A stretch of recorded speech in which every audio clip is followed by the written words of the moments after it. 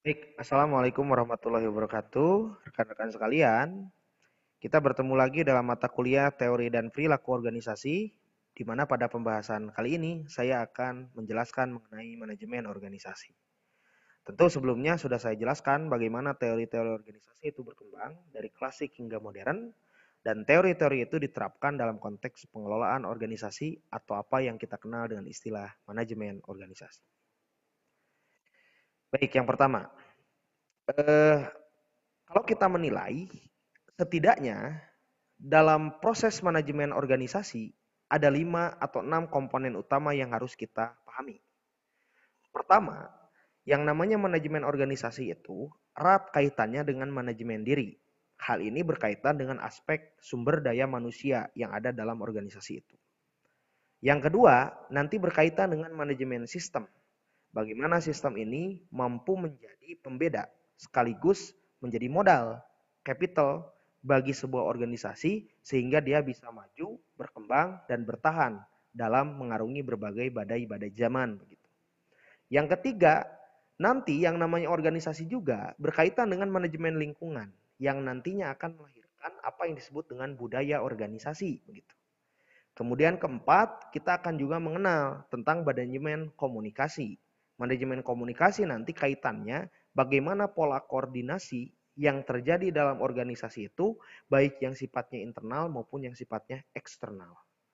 Kemudian yang kelima, dinamika yang terjadi dalam organisasi nanti akan melahirkan konflik. Maka konflik ini agar bermuara pada sesuatu yang sifatnya produktif dan positif, maka perlu dikelola. Maka komponen yang kelima kita akan mengenal apa yang disebut dengan manajemen konflik.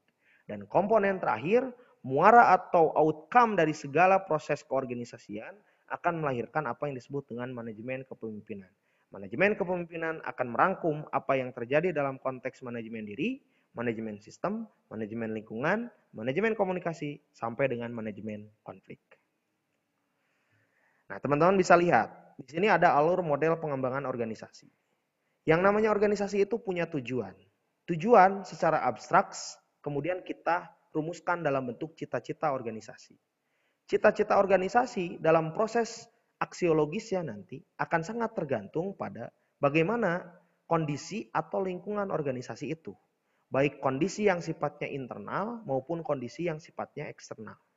Nantinya lingkungan organisasi ini akan menentukan bagaimana SDM-SDM dalam organisasi itu melakukan pengembangan strategi.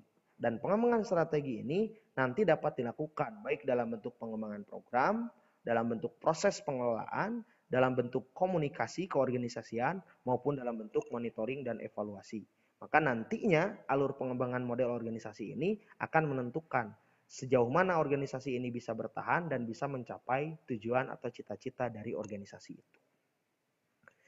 Nah, lantas apa yang disebut dengan konsep manajemen? Kalau kita membaca buku dari tulisan dari seorang pakar yang bernama William Erking dalam judul bukunya Knowledge Management and Organizational Learning, kita akan melihat bahwa baginya yang namanya manajemen itu adalah pengetahuan tentang fungsi manajemen, di mana di dalamnya ada perencanaan, ada pengorganisasian, ada dorongan, ada pengawasan sumber daya manusia, ada proses dan sistem organisasi yang semuanya bertujuan untuk mencapai optimasi aset dan aktivitas organisasi. Ingat, dalam konteks pengelolaan keorganisasian tadi, di mana kita menerapkan fungsi manajemen dari mulai perencanaan sampai proses monitoring dan evaluasi tadi, semuanya dilakukan untuk mencapai apa yang disebut dengan optimasi aset dalam pandangan King itu dan efektivitas organisasi. Di mana kita bisa mengoptimalkan segala aset yang kita miliki, aset organisasi yang kita miliki, sehingga organisasi dapat melakukan laju keorganisasian secara efektif. Itu yang disebut dengan manajemen. Maka secara bagannya kita akan menilai yang namanya alur manajemen itu ada tiga, ada proses, ada sistem, dan ada outcome. Dalam proses apa yang dilakukan? Ada kreasi dan ada sharing. Kita melakukan kreasi, penciptaan sesuatu yang sifatnya baru dalam konteks laju perkembangan organisasi. Kita membagi kekuasaan. Dalam sistem juga ada improvisasi, ada inovasi. Maka nantinya akan melahirkan outcome. Apa itu outcome-nya? Decision, kebijakan, dan behavioral relationship. tindakan ataupun hubungan yang terjadi antar SDM. Maka alur manajemen yang baik itu akan melahirkan proses yang baik, melahirkan sistem yang baik, tentu juga akan melahirkan outcome atau produk sebagaimana yang diharapkan dalam proses pengorganisasian. Maka kalau kita menilai yang namanya konsep manajemen organisasi itu, kita bisa memetakan seperti ini. Tadi kita sampaikan, konsep manajemen itu tidak keluar dari fungsi manajemen, dari mulai planning, organizing, actuating, motivating, sampai controlling. Yang namanya organisasi pasti ada energi, ada tujuan, ada sistem, dan ada produk.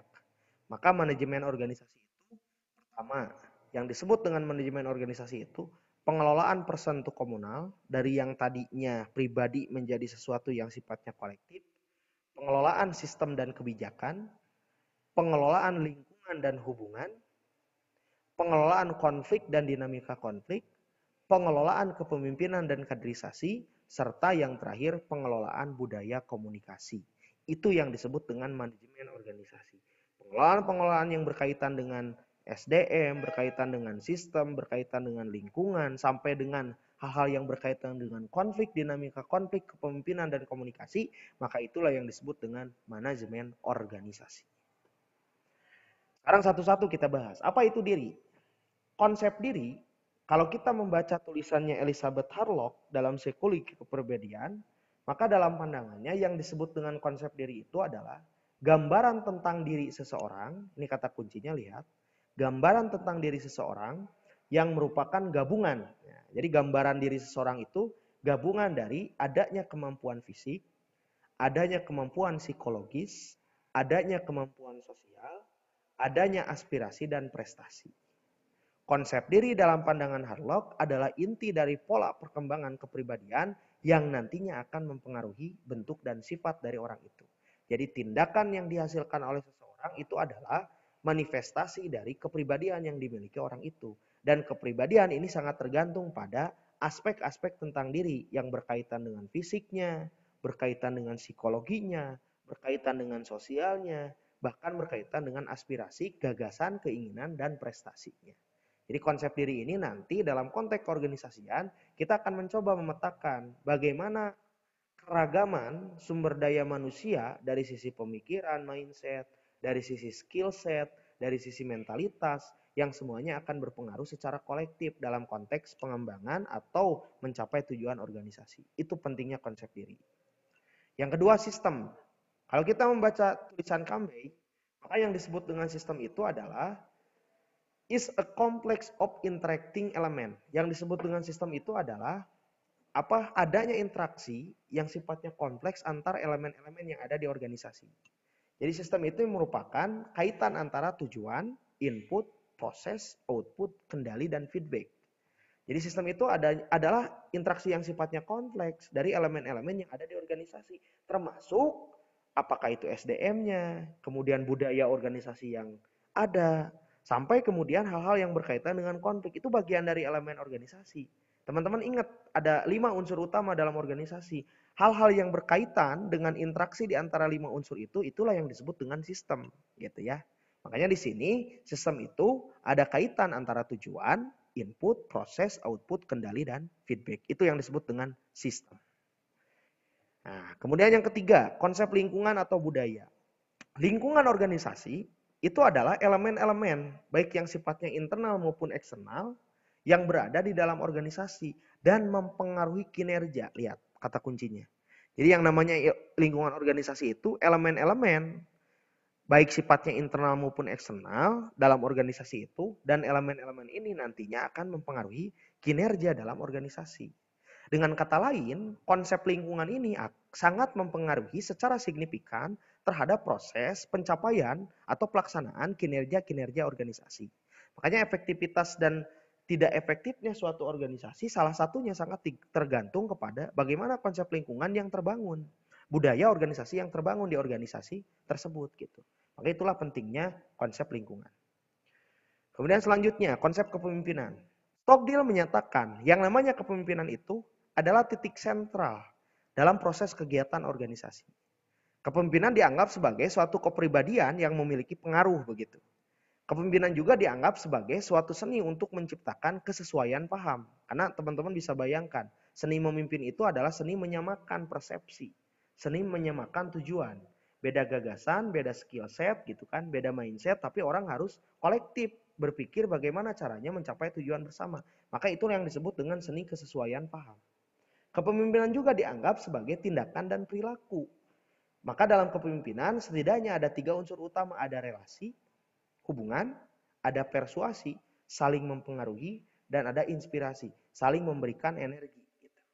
Kepemimpinan dianggap sebagai kekuatan dan kekuasaan, dan kepemimpinan juga dianggap sebagai adanya inisiasi struktur. Artinya, inisiasi struktur ini dipandang bahwa nantinya kepemimpinan akan sangat menentukan bagaimana pola kebijakan, mekanisme organisasi, termasuk produk atau outcome yang dihasilkan dalam proses organisasi itu sendiri. Itulah yang disebut dengan kepemimpinan. Gitu ya. Nah, selanjutnya. Nah, konflik dan dinamika konflik. Dalam suatu organisasi yang namanya konflik itu adalah sebuah keniscayaan. Artinya, konflik akan terjadi baik dalam skala yang sifatnya mikro, sangat sederhana, kecil, skala yang sifatnya mezo gitu, menengah, maupun skala yang sifatnya makro. Dalam diri manusia saja kan secara pribadi, intrapersonal, dia pasti mengalami apa yang disebut dengan konflik dan dinamika konflik. Misalnya, konflik batin pada saat teman-teman dilema memilih antara dua pilihan. Itu bagian dari konflik. Dengan kata lain, yang namanya konflik itu adalah sebuah keniscayaan. Artinya pasti akan terjadi.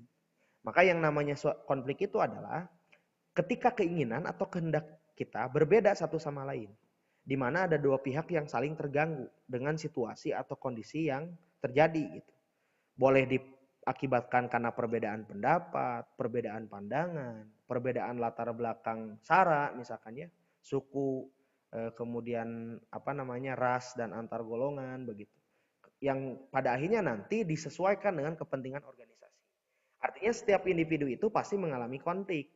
Ketika motivasinya berbeda untuk masuk sebuah organisasi, berbeda dengan kepentingan organisasi, yaitu dengan kata lain dia telah mengalami yang namanya konflik dalam organisasi. Tapi garis besarnya dari kesemuanya ini, dinamika organisasi nanti akan melahirkan konflik-konflik organisasi. Maka dalam konteks manajemen ini, konflik organisasi ini adalah sesuatu yang harus dimanage. Sehingga nanti melahirkan hal-hal yang bersifat produktif dan positif bagi perkembangan organisasi. Nah, yang terakhir komunikasi. Thomas E. Harris, dia bilang bahwa yang namanya komunikasi itu adalah sumber kehidupan organisasi. Dia mengibaratkan yang namanya komunikasi itu layaknya lem yang mengikat organisasi, seperti minyak yang memperlancar fungsi organisasi, ibarat benang yang mengikat sistem bersama, bagaikan kekuatan yang melingkupi organisasi, dan menjadi agen pengikat yang mengikat semua hubungan yang ada dalam organisasi. Maka ungkapan E. Harris ini dengan berbagai pengibaratan yang dia lakukan, diibaratkan seperti lem, diibaratkan seperti minyak, seperti benang, seperti kekuatan, bahkan menjadi agen pengikat. Ini untuk menunjukkan bahwa dalam konteks keorganisasian, komunikasi memiliki kekuatan yang sangat penting, peran yang signifikan, sehingga bisa mengikat hubungan emosional di antara anggota-anggotanya. Dengan kata lain, komunikasi juga menjadi elemen yang cukup penting dalam konteks bagaimana kita bisa membangun relasi, mempersuasi, dan saling memberikan inspirasi. Baik dalam konteks diri, sistem, lingkungan, kepemimpinan, maupun dalam konteks memahami atau merespon konflik dan dinamika konflik yang terjadi dalam organisasi. Rekan-rekan sekalian, kalau kita lihat, yang namanya manajemen organisasi itu tidak bisa dilakukan sendiri. Maka nantinya manajemen organisasi ini harus melahirkan kolaborasi, baik yang sifatnya internal maupun eksternal. Hari ini kita mengenal apa yang disebut dengan pentahelix. Kolaborasi itu dilakukan oleh 5 unsur pokok utama. A, B, C, G, M. A itu apa? Akademisi. B itu apa? Businessman. C itu apa? Community. G itu apa? Government. Dan M itu apa? Media. Jadi A, B, C, G, M. Academic, business, community, government, dan media. Kelima elemen ini menjadi elemen yang cukup penting untuk membangun kemitraan, membangun sinergi dalam konteks manajemen keorganisasian. Maka rekan-rekan sekalian, itu saja mungkin yang dapat saya sampaikan. Mudah-mudahan kita bisa memahami ada komponen apa saja dalam manajemen organisasi, sebab manajemen organisasi organisasi ini nantinya akan menentukan bagaimana perilaku komunikasi, perilaku keorganisasian yang melibatkan unsur-unsur sumber daya manusia yang ada di dalamnya. Terima kasih. Assalamualaikum warahmatullahi wabarakatuh.